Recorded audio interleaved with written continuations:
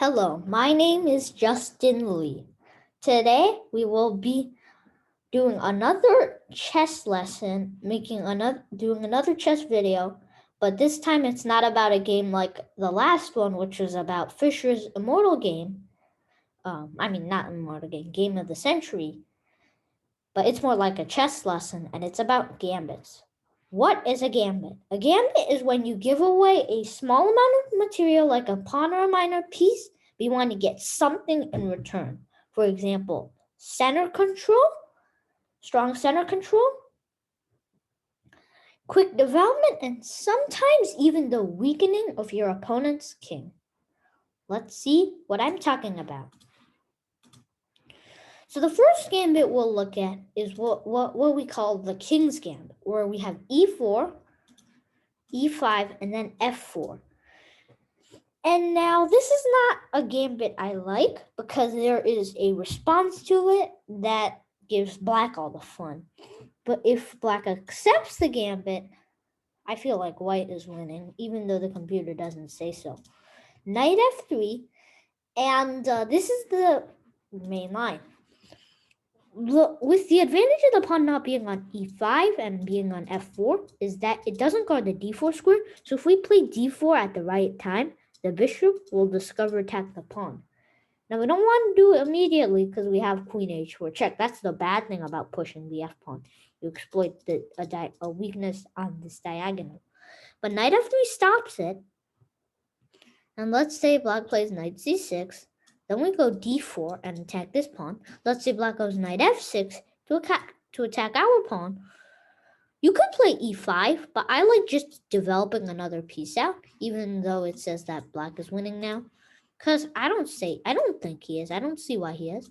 Like d6, we go takes, and who's better here? After all the pieces develop. Well, surely it's white. He's got all of his pieces on his happy squares, much better center control. He will castle on the next turn, and his rook will be on will even be active, going for this f pawn and this f pawn, and this is winning. Now here is the correct way to respond against the King's Gambit. e4, e5, f4, and then we'll introduce a new topic called the counter gambit. A counter gambit is when you answer a gambit with a gambit. Let me show you what I'm talking about. d5, the Falk beer. And I've actually played this before, and I've won a game with it. If pawn takes, then the game is completely over. We take advantage of this weakened diagonal, and something good will happen to us. If a g3, we go takes, and we are forking the king and the rook, and we win.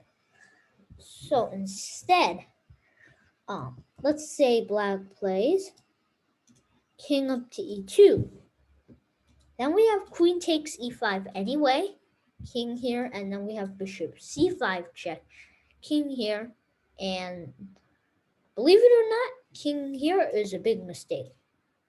We will get a checkmate. And yeah, the king is gonna get checkmated. And that's the end of the game, as you should know by now if you are an advanced chess player. Okay, now we're on to the next gambit. d4, d5, and then we have the Queen's Gambit. Very, very famous. And so, if pawn takes c4, I feel like black is gone. Now, in the King's Gambit, you go knight c3. But instead, we go right for the pawn with the move e3. And if black plays b5, he is gone. a4, undermining the pawn. Let's see all of what seems like a possible responses. a6 is the worst because then we have pawn takes pawn. And if pawn takes, we'll just take the rook and we win. So instead, if bishop d7, take, and bishop takes c4. Look at that. Takes queen a4 check, and we win the bishop right back. Knight c6 is a blunder because we can take the knight first, then we'll still win the bishop. Queen d2, we go takes, and another benefit is not only that we got this queen out, our rook is on a semi-open file. And this a pawn is a target. If we get the bishop out, oopsie, not here. Oh, not here. Not here. What is going on with my arrows? Okay.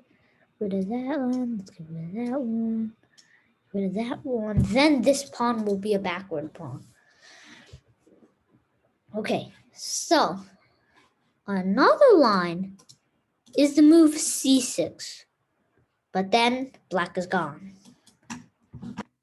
Bam. C takes b5, pawn takes b5, and queen f3. We are trapping this rook. His best move is knight c6 and bishop d7. Another way he can keep the rook on the chessboard is move bishop b7. Then we go takes and then knight out, and then the rook is signed. But then we have rook takes a7. A line that you want to avoid is queen takes b5. And then we have rook b8 and queen takes c5, getting greedy. Rook c8, going for this bishop. And white is winning, but not by much anymore.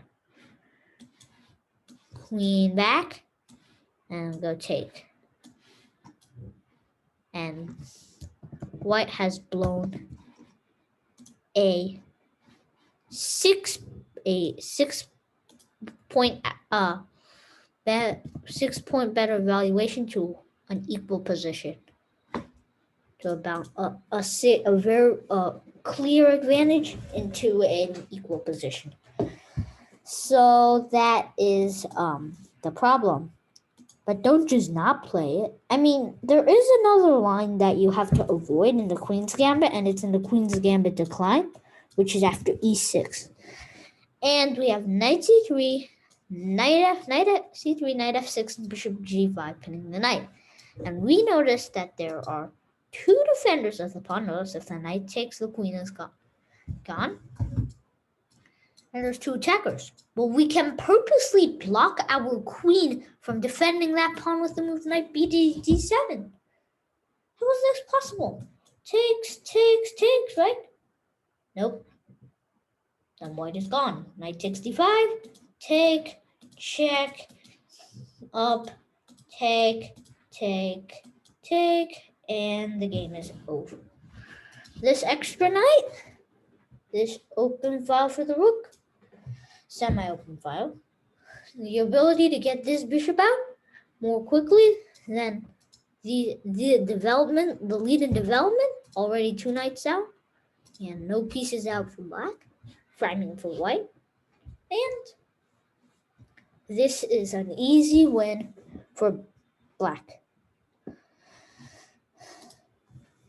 And here we go. We have another counter gambit. Now, don't think every gambit can be responded with a counter gambit, but some do. So after the Queen's Gambit, e5, the Alban. And if d takes e5, we have what will lead to a famous chess opening trip called the Lasker trap. And it's named after former world champion Emanuel Lasker, who was a world champion for a record 26 years. Almost 27, but 26. We start out with d4, preventing the knight from getting to c3. And now, after black was undermined in that first Queen's Gambit, in that Queen's Gambit trick, now it seems like black can be undermined again. And if it takes, then we free out this square. Queen takes, bishop takes. The knight can still go here. We got a bishop out, and the king cannot castle anymore. So, but this is a mistake, as you can see here. We get the bishop out to b4 check immediately. And if bishop d2, the game's really over after each pawn takes. E3, because if bishop takes bishop, pawn takes f2, bam! If king takes, then the queen is gone. That's not it. After e takes f2, if king up, then it seems like we should go for bishop g4 check, but then the knight will just block. So what do? We get rid of the knight with tempo. Knight takes promotion to a third knight. Look at that. Black has 3 knights. And if rook takes, now we have bishop g4, and this wins the game. Notice, had black queens, we would have gotten take, take, and take. And although you won the knight, you lost a bishop in the first place. Your chances of winning decrease much less. So, after takes knight, after taking and promoting to a knight, which is called under promotion, when you promote to a piece other than a queen, you need to keep on guarding, the king has to keep on guarding his queen, so he can't go to f2 or e3 or f3. He can forget about those squares. They're not guarding the queen anymore. So, king e1, and queen to h, oopsie. No, not this. Queen h4 check, taking advantage of this missing f-pawn. And so here, if g3, we just slide our queen over and we win this rook. Simple as that. So g3 seems very unlikely, and let's say black plays king d2. After knight c6, I can just tell you black is winning. A few sample lines. If rook takes, and takes. And we're up a minor piece. And this king cannot castle anymore. So, if bishop c3, then bishop g4, and if bishop e2, we could take the bishop with either of our minor pieces. That would technically be a free bishop, but I like castles check skewer, and if the bishop blocks, we still win the queen with this nice little pin.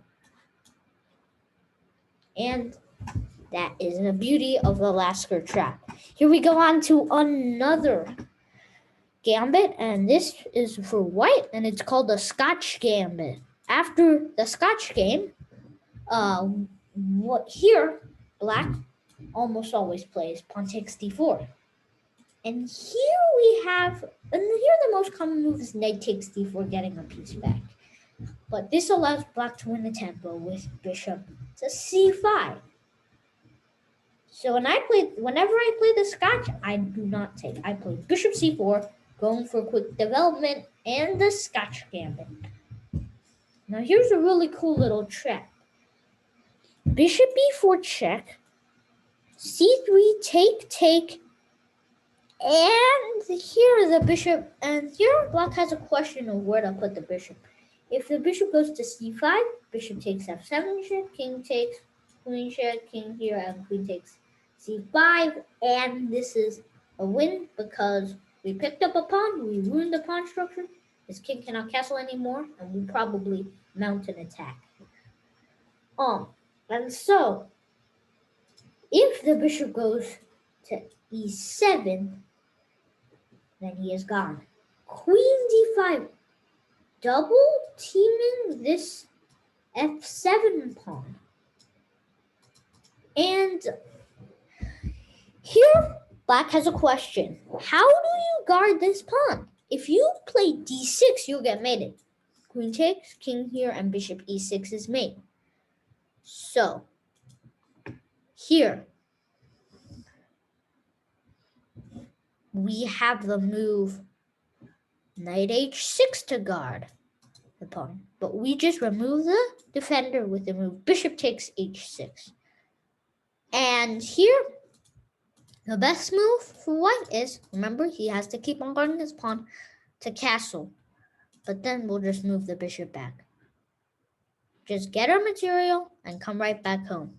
As National Master James Canty III once said in one of the chess kid videos that I saw on YouTube. Okay. Another line I've played a few times before after takes is knight takes. And in all of those games, my opponent has taken my knight. takes, knight f6 is what they play. But now the game is over. e5. And turns out this is losing. I don't know why the evaluation says that it's a balanced game. I have no idea. Knight g8 is a poor square. Knight h5 is what met with knight g5. A nice little tactic, double tagging this f7 pawn, but also discover tagging this knight. Beautiful tactics there. So, knight h5 cannot be played. Also, g4 would trap the knight anyway. And so the other option is an e5. But it's time to say bye-bye. Queen d5 wins. Now, an equally strong move is bishop takes f7. I mean, it's not equally strong, but it is still strong, despite queen d5 being better. Because after king takes, queen check, when we see the same thing, we sacrifice a minor piece, get it back, and prevent the king from castling. And sometimes I've had me and my opponents, not the Italian, fall for what's called the max range, which is supposed to come from the Italian, but can transpose from Scotch Gambit position. Bishop c5, the Haxo Gambit, castles, and if knight f6, here comes the max range. I don't know why white is not even up 1 point in evaluation. Because e5 and black is wiped out. He is done. If knight h5, we have the same tactics, although we could have played g4 and trapped the knight. But if we play g4, at least his knight can sacrifice for a pawn, and he'd have 2 pawns for the piece. But if we get this free knight, then he gets 0 pawns for his piece. He only has that 1 extra pawn he got from our gambit. So, let's say we have the move knight e4, then rook e1, going for the knight on the e file, and turns out the knight is trapped. If d5, en passant pin. You might be screaming at the screen, why? Now that the pawn cannot en passant me on the f file, I can play f5, right? No, you can't. We move our knight back, threatening an extra pawn. And if queen h4 to guard it, then we have the simple, we have the simple f3, right? But it's risky because queen can start invading, or the bishop diagonal is open. And it remains a win. It's probably going to be a win for black. So here, when knight fd2 is not the best move, we start out with pawn takes c7, moving the queen out of the diagonal to get to h4. Then we move the knight back, and we're significant, and we're better. If he guards, then f3, pawn up, but we just hide our king on h1, right? No, there's a main 6, starting with the move knight f7 check. So we don't want to use this diagonal. So instead, we want to keep this in effect and go knight takes knight. And we seem like we need to go knight takes knight, but then we have these default pawns that can hurt us. But here this game is really over. If pawn up, this move, knight g5, this move wins. This move wins because it prevents the queen from coming out to g4 and also tries to take care of this diagonal. This move wins, and there's no preventing the loss of an extra pawn and probably the king too. I don't know how that's possible, but okay. So e4 doesn't seem like a very doesn't seem like an option. So if knight g8, then here we go. We've seen this all day, knight g5. And if knight takes, I'll just go pin. And we're threatening to take the pawn because the knight cannot take back since it's pinned. So if knight h6, for example, rook takes knight. Game over. So the best move here is d5. And here it becomes a little bit tricky, but white is still probably better. Pawn takes knight is the right way to continue. And after takes, here we go for the open e-file with rook e1 check. Bishop e6, knight g5. And if queen takes f6, knight takes, pawn takes, queen check, pawn up, and queen takes bishop. This is the loose pieces drop off, and it's a fork of the king and the bishop, and we win. So that is why in this position, grandmasters don't take. They play queen d5, making sure that queen h5 doesn't hurt them. But now we have knight c3, and if pawn takes, then we just take the queen, and the bishop cannot take because it's pinned. See, if I'm trying to take the queen, it's not allowing, the computer's not allowing me because it's illegal. So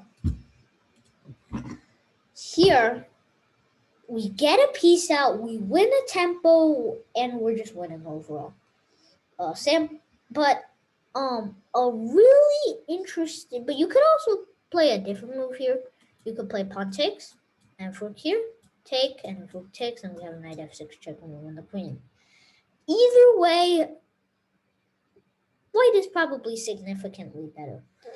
So, we'll continue our gambit list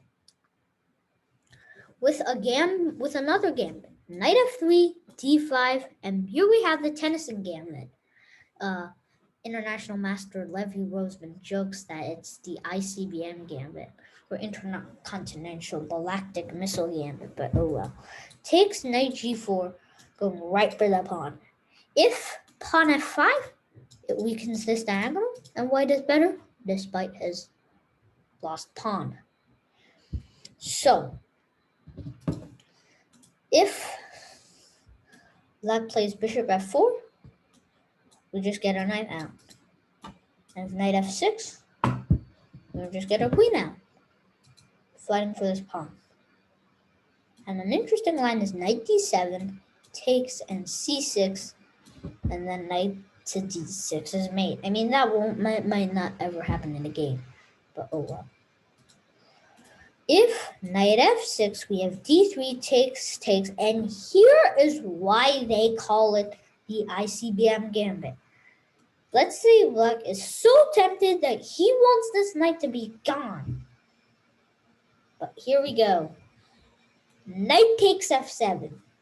The first part of making this the ICBM Gambit. It's a fork of the queen and the rook. So king takes, bishop g6. Like a missile, the bishop goes from d3 all the way to g6 check. Oops. And king takes, here comes the next part of the ICBM. Queen zooms up and takes the other queen like a second missile, and that is why they call it the ICBM Gambit. And now let's look at some gambits for black. We've already seen a few, but let's continue with our list. e4, e5, knight f3, knight c6, and here we have the Scotch, but this time we go takes.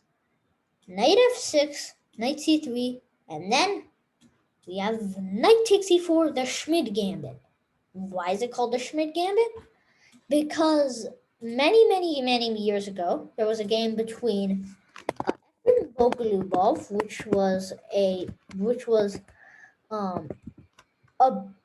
good player, was a decent player that fit during his time. He was one of the better players. And black is Lothar Schmid, And he's the one who created this gambit. He has quite a few games of the Schmidt Gambit. And here, of course, and actually Schmidt won this game with the Schmidt Gambit. If knight takes e4, we slide our queen up and make a pin. There's once a game where I used the Schmidt Gambit and I actually won. Common line is f3, d5, take, keep on guarding our pawn, attack the knight. Because it's pinned, it cannot escape. So, this is not what happened in the game. He didn't even take the knight and accept the gambit. Here, Boglubov went for knight takes c6, going for what we call desperado. Knight takes, take, and take. Now, why is all this chaos being played? You go like, I don't get it. I don't get it. The truth was that this is the exact desperado tactic that I was talking about. Knight takes c6. If you know you're gonna lose on knight to get this knight, you might as well get something for it. And that's what Bogolubov did. And here, if you take this knight, he'll take this knight. If you take this knight, he'll take this knight. Because if queen here, queen e2, and we get out of the pin. There's no knight on d4 to have to be worried about to keep on guarding. And so, yeah, that's the thing. And so, this is winning. So, knight takes c3, and here we go. If I take this knight, he'll take this knight, and he's up a pawn. So, he takes the queen. If you know you're going to lose this knight, you might as well get something for it. And that's exactly what Schmidt does. He gets something for his knight because, of course, if you take, then you didn't even get your queen back. So take, and knight takes f7, knowing if you take this knight, I take this knight, and I'm up an extra d-pawn for that knight sacrifice on e4. Sacrificing for the pawn. So, knight takes f7, and if we take here, he'll take here. And we're up a pawn, but our king is less safe. And he's gonna get his rook on the open file before we get our rook on the open file. So, yeah. Yeah, and that's the thing. That's why this is not a good move. So knight takes f2. If we take this knight, we take this knight, and we're up this pawn. So instead, we have knight takes rook, and finally the desperado seem over, but we're not done. g3, g6, bishop g2, trapping the knight, and then we have knight takes g3, sacking a pawn, sacking the knight for a pawn, knowing that we'll win this knight back. So we get a pawn. And here the knight is trapped. If you play a move like bishop out per se, takes, we got 2 extra pawns. So, oh, by the way, this did not happen in the game. So white goes desperado, but we're still up this d-pawn. And Schmidt won eventually. So, we continue our list with a few more white gambits, then we go back to get black gambits. We have the center game, takes c3, the Danish gambit. Takes, bishop c4, take, and for the cost of 2 pawns, of course, there are 3 pawns on the queen side compared to only 1. We get 2 extra moves ahead in development, and we get these strong bishops. Oopsie. Woohoo. And so that's the benefit of the Danish. So that's so that might not seem like a lot, but you'll see why these bishops are so valuable. E5, and we have the classical defense, but if knight e4, bam. Takes, queen check, king here takes, and while we're still down a pawn, the king is weak. So this is better for white, actually, even though it says the game is balanced. So, and for that reason, let's say black plays a different move. Let's say he plays bishop b4 check, the Copenhagen defense.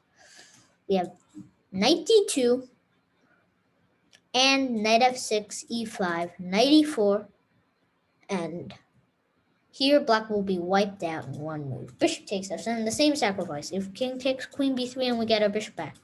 Same plan. We're down a pawn.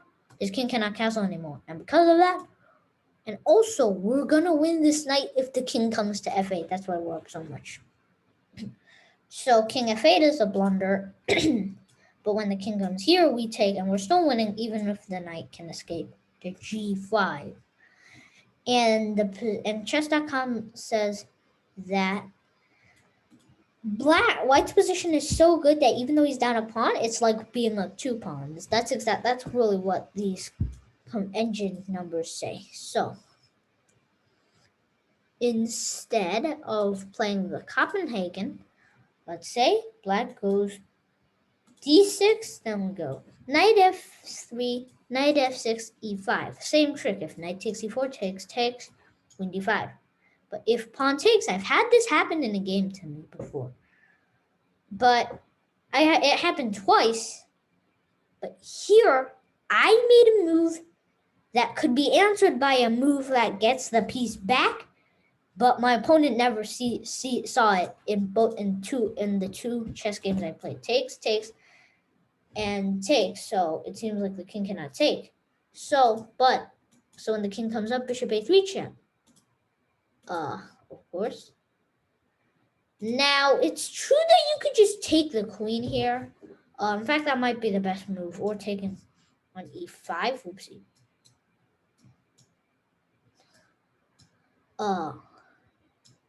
Taking on e5 with the knight. There are many moves, but here, bishop a3 check takes, and then we win the queen. However, in both of the games I've played in this position, that have been similar to this position, if not the exact same, although I had one the same. My opponent should have played bishop b4, and the point is if takes, he's up 2 points. But it's such a hard tactic to find, and that's what can make this devastating. So another line is queen g5. Knight f3, giving away this pawn. Notice the knight's guarded by the queen. Rook g1. Queen here. And instead of going after the queen with rook g6, we go bishop takes f7, the same sacrifice. If king takes, then knight check. And we win the queen with that nasty fork. So, the king cannot afford to take it. So king d8. If the king comes to e7, we win the same way. Rook takes g7 check. Beautiful, beautiful, beautiful. And if takes, then takes, we already got 4 points for our piece. And when we win this rook, we are totally winning. See, we're up 2 points, but we are really up 4. So we gave it those 2 pawns. But look at this king. Yeah, it's not a good king. So after rook takes g7, there's a double attack on his knight, so he has to move it to e7. And rook g3, attacking the queen, but also discovered attacking the rook, and we're going to win some material here. Beautiful. I really like this trick. I wish I could have it in game.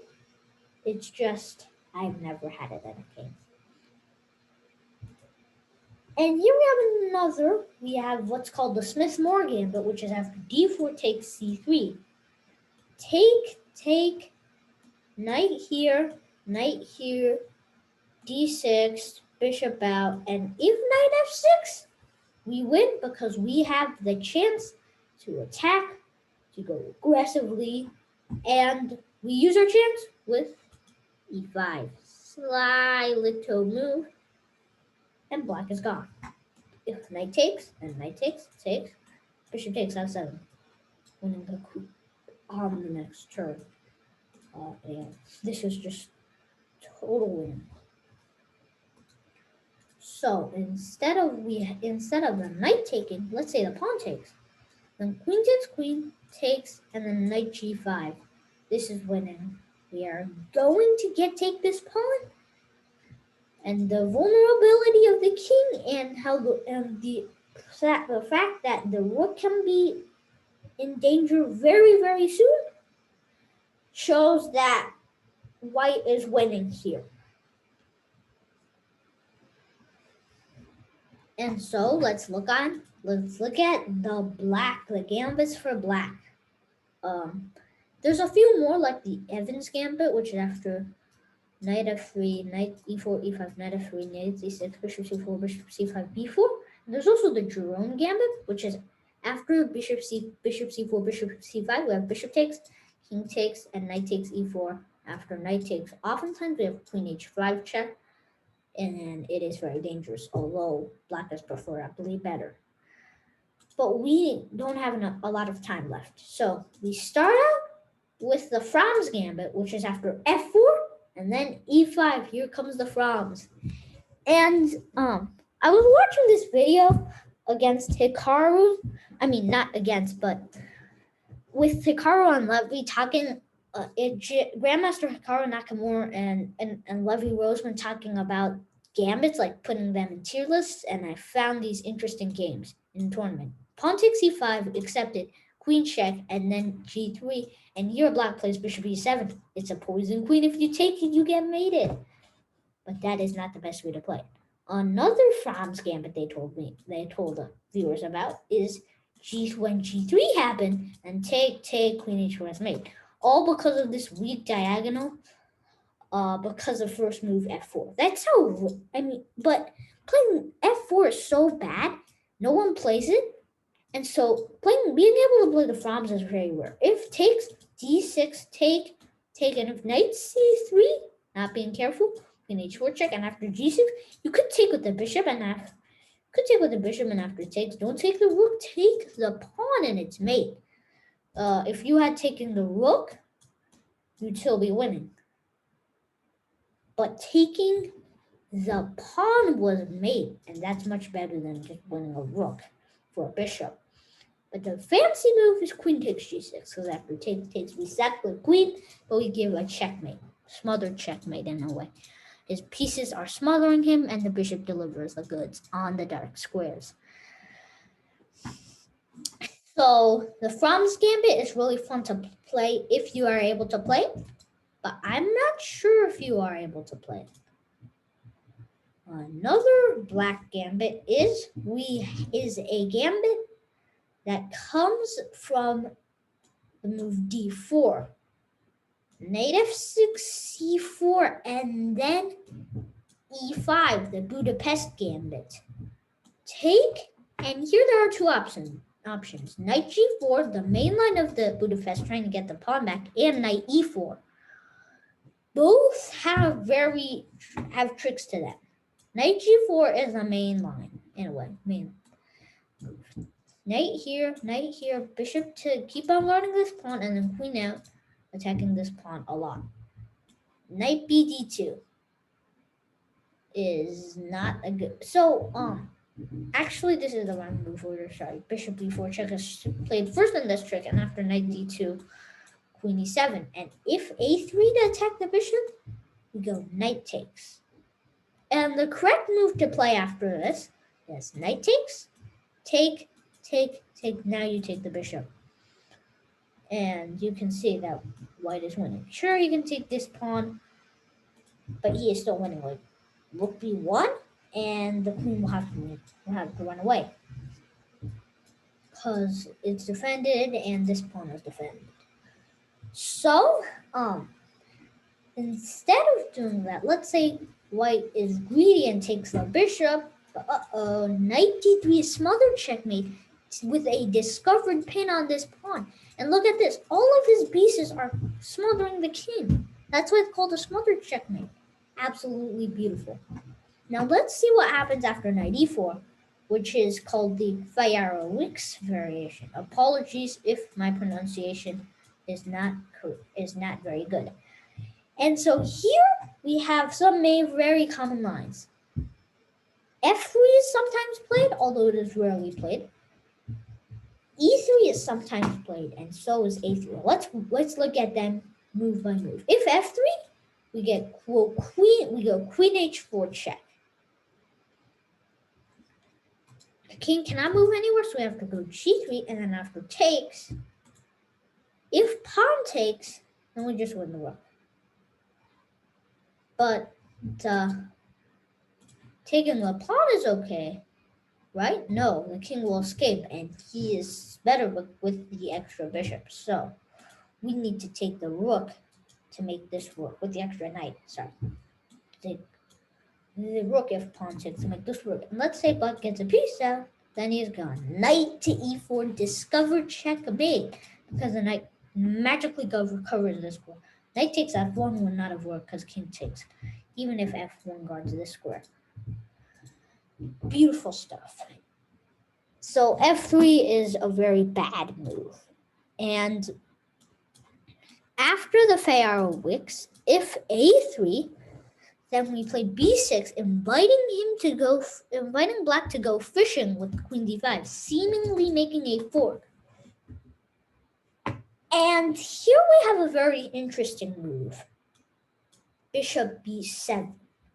And the queen must not take it. If it does, knight c6 cuts off the queen. The queen's only square to go to flee is a3.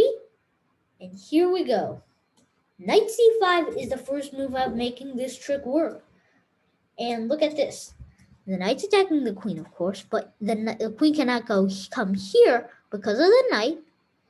The queen cannot come here because of the pawn and this knight. And this knight, the queen cannot come here because of the same knight.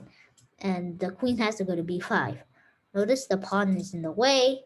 This pawn's in the way. So after queen b4, b5, a6. And look at that. The queen is trapped. Look at that. The knight covers these squares. The pawn guards this pawn. The pawn guards the knight. The knight and the pawn guard these squares. The knight covers this square up. And the knight, and of course the knight covers that square too. And the pawns are in the way. Beautiful. And the last move that is often played in the Feyerowicz is e3. Then we go for the same trick, trying to lure the queen here. But bishop e7 takes and knight here. Again, the queen's only safe square is a6. But if we go knight c5, that blocks out our bishop, and the queen can run to a3 safely, and there is no discovery tag like knight d3 check, or anything like that. Well, these arrows, I don't need them. Okay. Because the queen's covering that square, and yeah. So, we need to play bishop b4 check first, getting our bishop out of the way. And let's say black plays bishop d2, white plays bishop d2, then knight here, attacking the queen, and if queen here, if you play b5, he can at least get a bishop back. So we don't want that. We want to have all our material that we can save, preserved. So we go bishop take bishop first, and after takes a6, same queen trap. Beautiful. It's just without the f8 bishop. I mean, it's not needed. It's not cutting off some of the queen's squares that she would escape to if there was no bishop. Like, there's no bishop, but she is still trapped.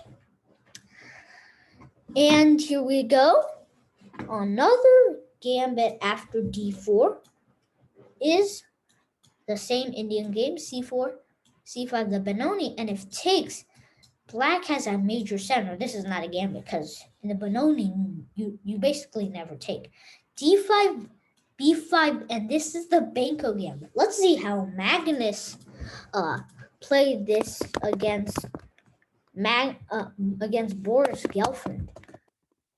Gelfand was white, and he was a victim of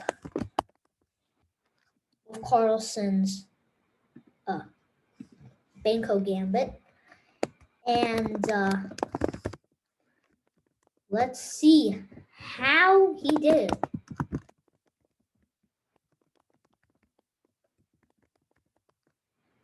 And so here we go. Pawn takes, and then a6, and pawn takes b5 is only the half of accepted. The real Banco Gambit is when he gives up both the a and b pawns and usually doesn't take it back. Here Magnus plays one of the best and most common lines, g6. Gelfand responds with knight c3, getting a piece out. Bam, bam, castles from Carlsen. And here we have knight f3, queen a5. And here Gelfand makes his big mistake. He should play bishop d2 and get out of this pin. Also threatening a discovery attack on the queen on a4 because the two are lined up on the same diagonal. But instead, he makes the sad mistake of putting the bishop to d3. And after knight takes e5, if Gelfand played for like many more moves before he eventually resigned. But if he calculated everything that would go on here, that would have gone on here, he could have just resigned on the spot. Let's see how. We are triple attacking this knight. Notice this bishop is working on g7 with only one defender. So he takes, bishop takes, take, and here we are making a fork of the queen and the rook. The king and the rook, sorry. If bishop d7 is save the rook, we get this bishop because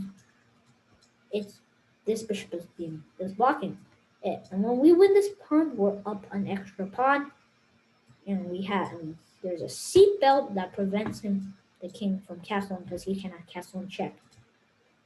In the game, we had the move queen d2, not bishop d2, and then we just take the rook and we'll win it. It says we have an advantage of about 2 points. We're better about 2. The evaluation says that Black is winning by 2 points, but it's more like he's winning like 4 points. And there you have it. Carlsen's Banco. So we have won, and there are many more gambits. It's almost impossible to name them all. There are multiple names. You can search their names on Google if you have enough time. Like the Botez Gambit, the Botez Gambit, the Pyrnees Gambit, Jerome Gambit, all of those Evans Gambit, many gambits have not been shown. But that is that is what I could do. That is what I had time to show you. And bye.